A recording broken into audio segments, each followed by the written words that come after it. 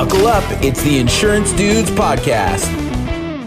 It's just almost like being more cognizant, right? Just more aware of what you're doing. Why is it that we get so in those? I mean, I get in it daily. Like, it's hard for me to not just wake up and start handling stuff. Boom, boom, boom, boom, boom. Next thing you know, it's like you look back at your day and you're like, like, what are my overall big goals? And did I do anything to move the needle on that? It's so easy to not move the needle. So easy to just handle stuff. Well, there's so much in what you just said that's awesome. So I think first and foremost, we live in a world that wants a reaction from us.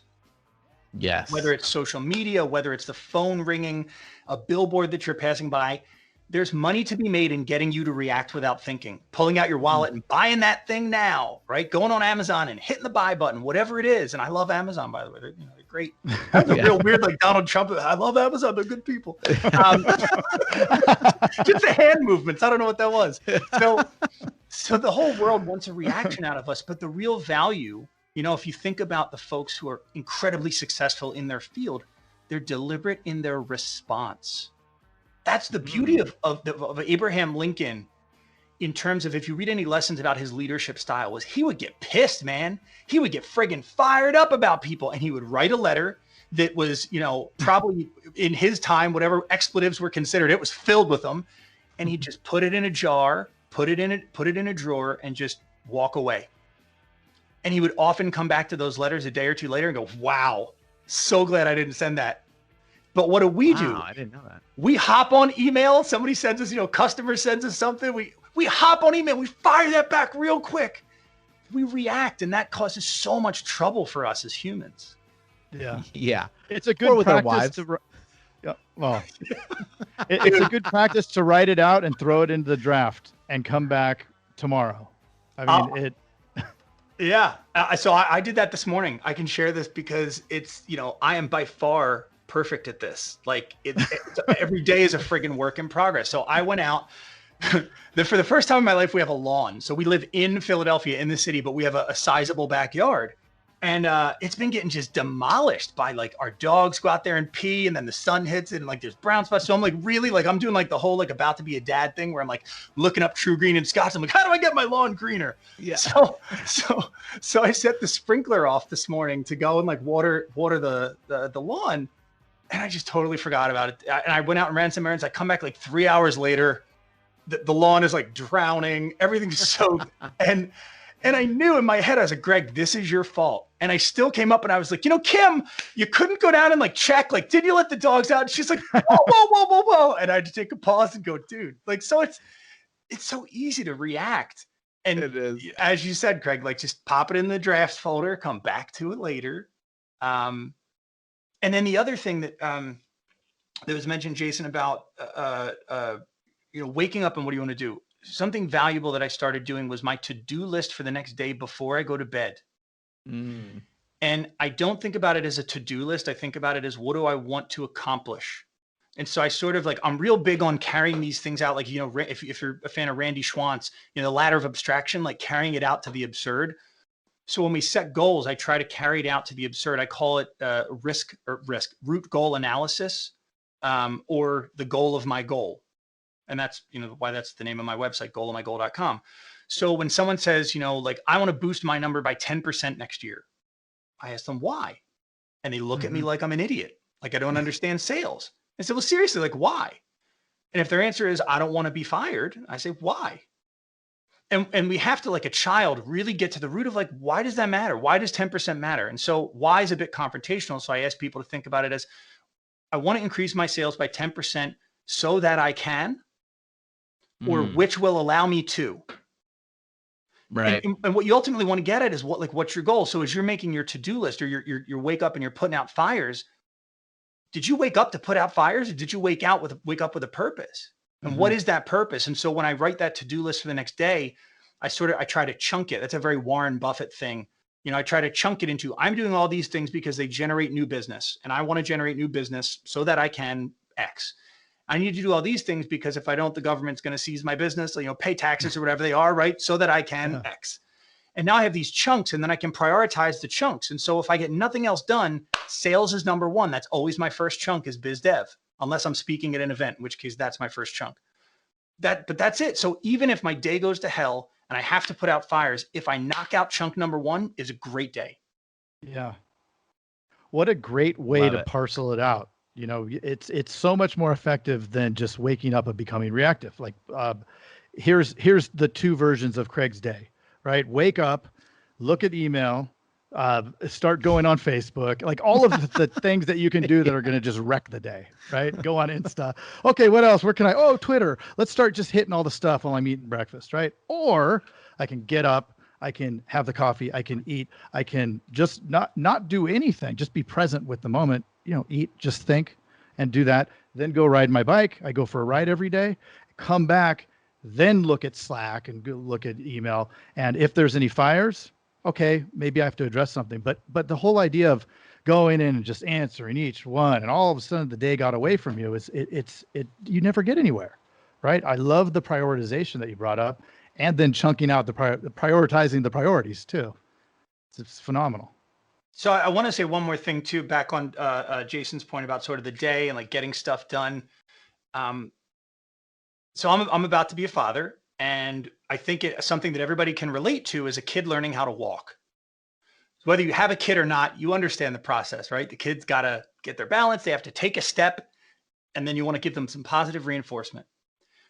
But at some point in our life, we stop giving ourselves positive reinforcement for that first step. We expect to complete a 26.2 mile marathon before we're allowed to high five or celebrate.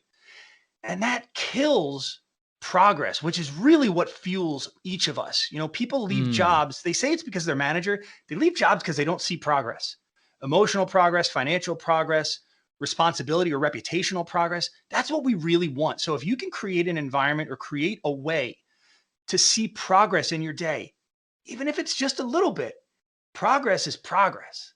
And when you have that, you will find fuel that you didn't think existed in terms of energy, in terms of drive, in terms of passion. And we've just gotten so far away from that, like the older we get. And I fall victim to this all the time too. Like I'll have a week where I'm like, oh, I didn't have a contract this week. I was like, yeah, but you had 8 conversations and you spoke at a conference. Yeah. So, you know, we're all a work in progress. Yeah, and so many times too, we're constantly comparing ourselves to other people or something, and it's like it's going back to the riding a bike or whatever we're doing for the first time. We're gonna suck at it, like, but did we get on it? Were we a little bit better than when we first did it, or did we just move that a little bit forward? And if so, dude, that's good job. You just beat yourself. You know what I mean? You don't have to. So many times it's just so easy to start something and then look at other people that are just so much better or so much further along and be like, I'm never going to get there. I was just having this conversation with another colleague who, we're both newer speakers. And, again, before getting into this, speaking with almost 100 of my peers, I got to network with some of like the big dogs, the folks who's like, you put that name on a marquee, the conference is selling out. They're doing conferences at like the Wells Fargo Center. You know what I mean? Like 10,000 people, not 100 people. And Ryan, my other colleague, and I, we're looking at it. It's so funny because now I'm comparing myself to them. I'm like, he just booked that international conference, 30,000 people. It's like, dude, you just started speaking 13 months ago. Like, You're doing pretty good. You got to relax. It's that, that. Who was it? Was it Teddy Roosevelt, I think, that said comparison is the thief of joy? Yeah, that's a good one. Yeah. I like that. It's true. It's not true. Mine. It's a smart guy. Yeah. But we should be comparing against ourselves. We're all on our own journey. And to your point, what really fuels us is just getting better, like just being better than you were yesterday, or moving that needle. Now that you're a new dad, which congratulations. Hey, 6 weeks. We're almost there. We're right at the finish line. Almost there. That's like, you constantly want to be better, and you need to.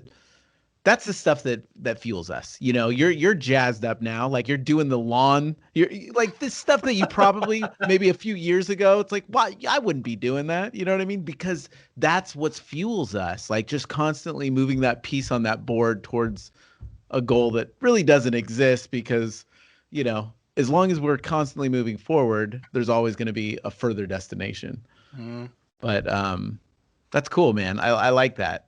I like that. And that's why that last part of the definition of disruption that sets a new standard is so important. Yeah.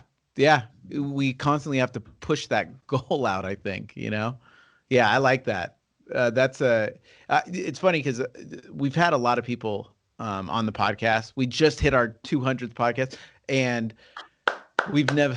Yeah, thank you. I never thought that would happen, but yay! Yes, that's what we need, Craig. That's what we're talking about. Wait, come on, let's get that to celebrate. Yeah, we're gonna have to talk about this after.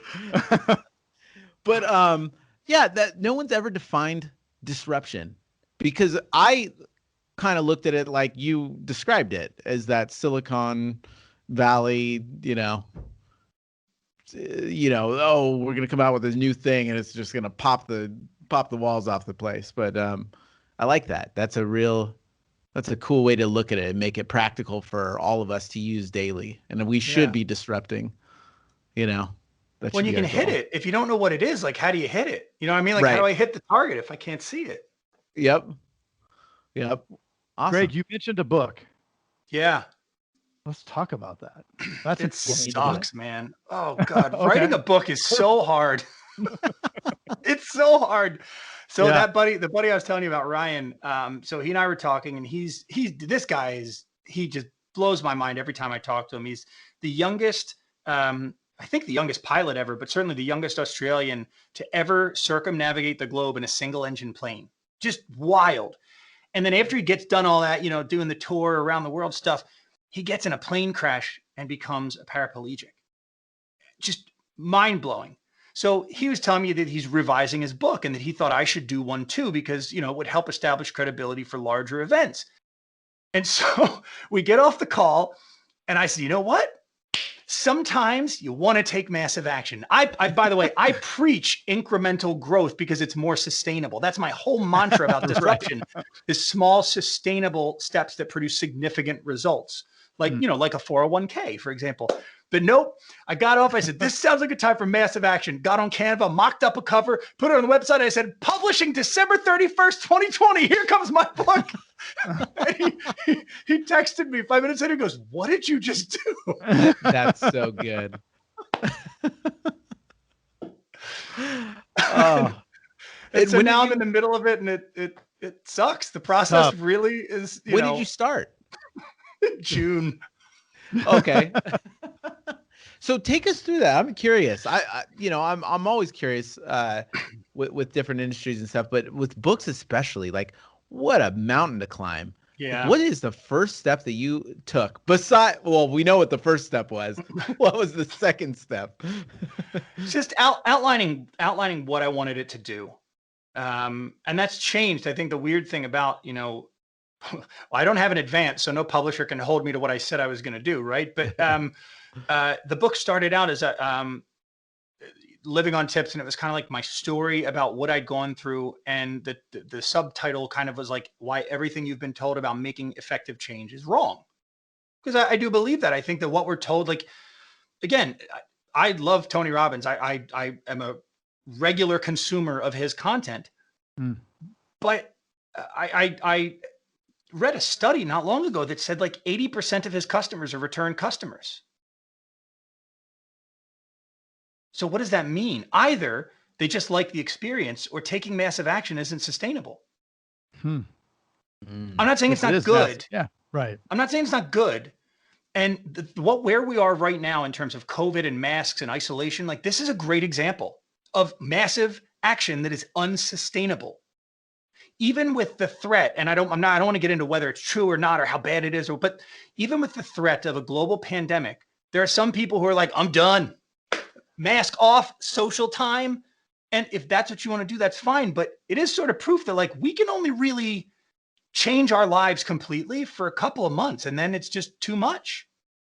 It's tough. Right.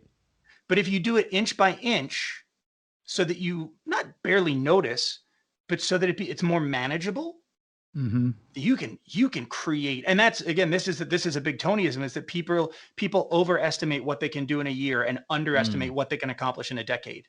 And that's really at the crux of how I coach people, is we're going to create a change, and it's going to change everything, but you're barely going to notice it at first.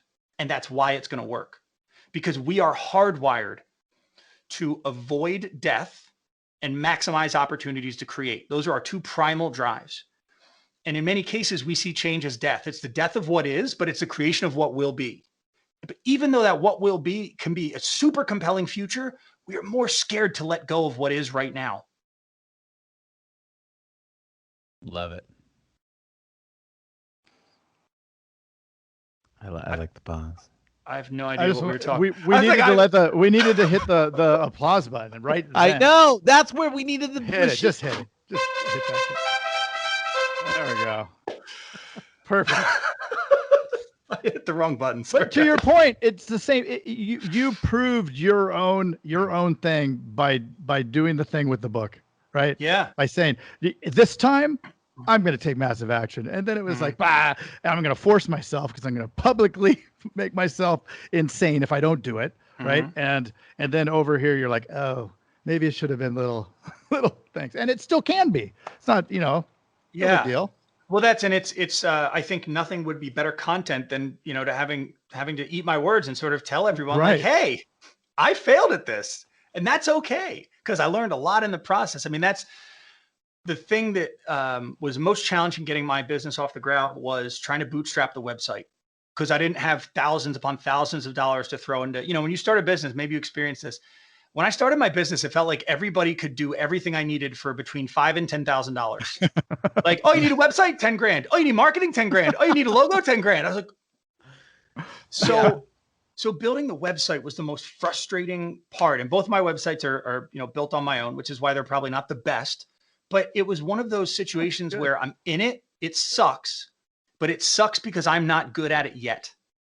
And you have to be willing to not be good at something, or even fail at something, to get good at it. Like, I'm only excellent at the piano. Well, I'm pretty good at the piano because I've been pretty bad at the piano in the past.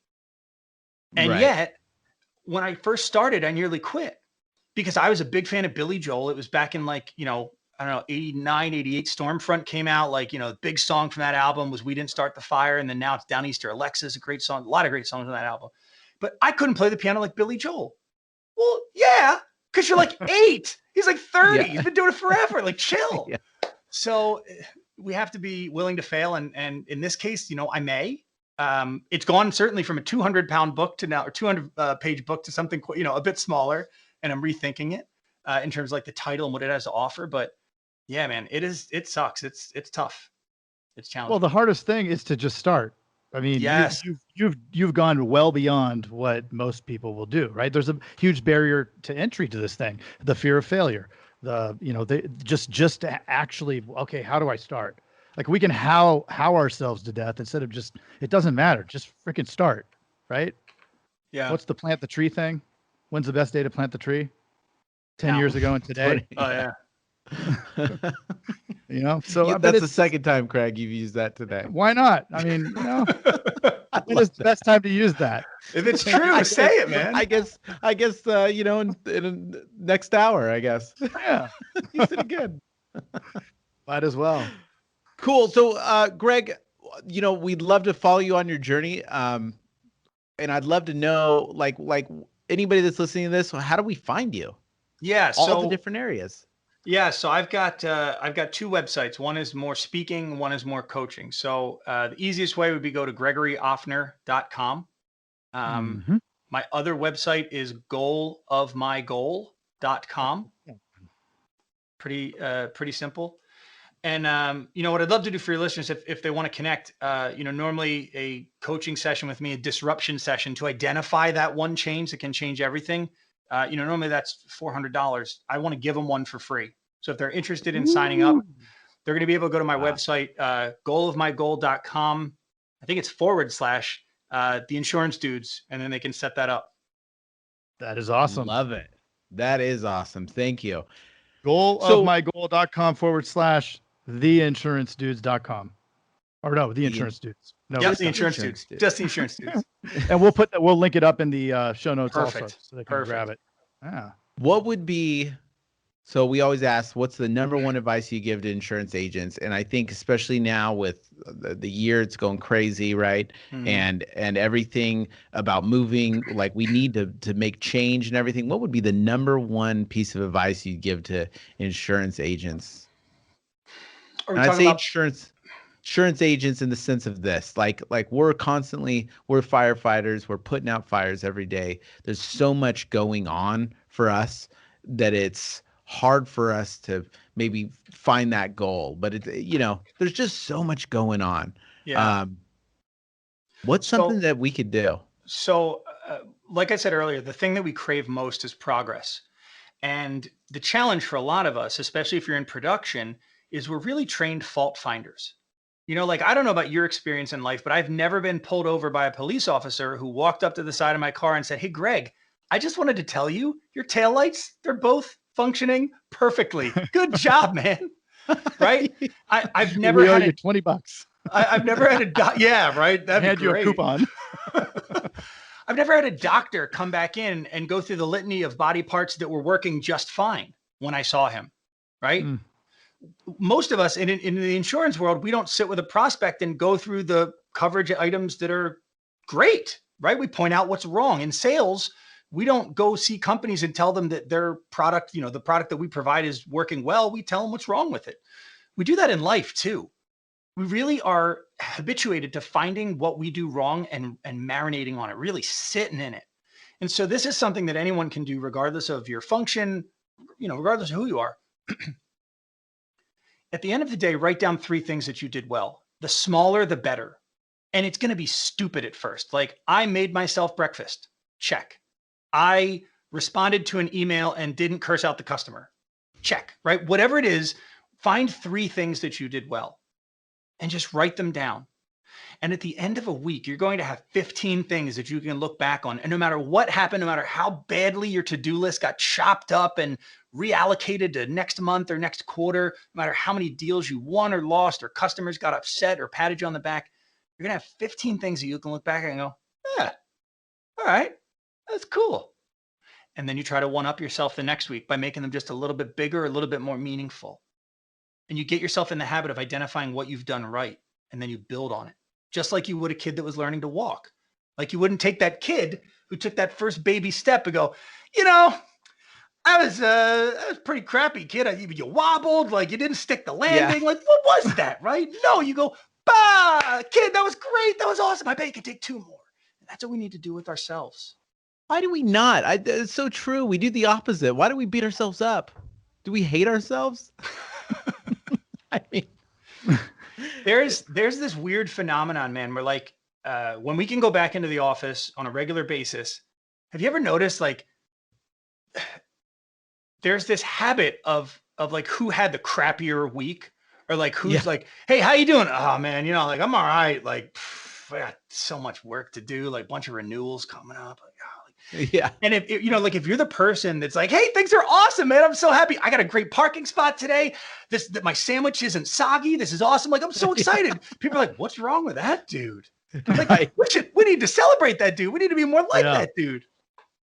It's so true. 100%. I think you might see it. I'm going to get in trouble for saying this, but no, I'm not going to say it. Never mind. There might be a certain, sometimes, let's say women, they tend to do that with each other. Build up. I have no comment on that. Build up. Yes. Yeah. We need to celebrate each other. We really do. We need to help lift each other up. Yep. Not criticize. I love it. Cool. Oh, great. Greg, so awesome to have you on here. We appreciate you coming on, and folks are going to hopefully run to that offer. Check that out. And man, we'll see you down the road. Thanks, guys. It's been a blast. Thanks, everybody. Hey, thank you.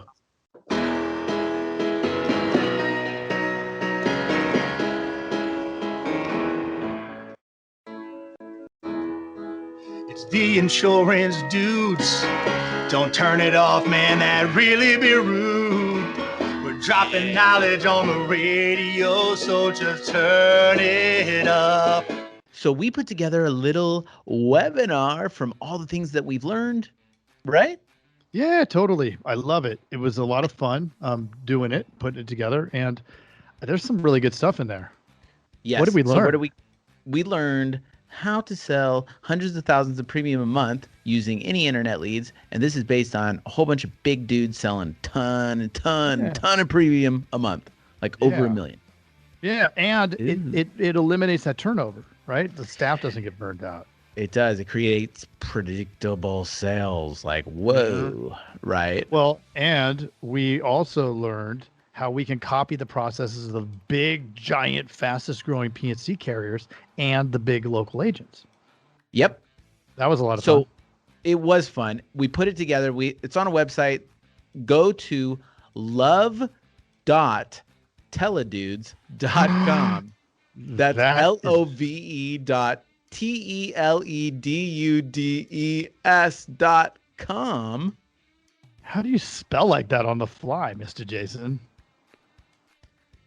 Well, it took me some practice, but it's love.teledudes.com. You are good at that. So let me get this straight. It's love, LOVE .teledudes.com. Love.teledudes.com. Ooh. I love that. I love it too.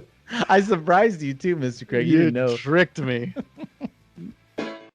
Wait, do they even listen to this on the radio anymore? I love it. I love it. Nice. All right.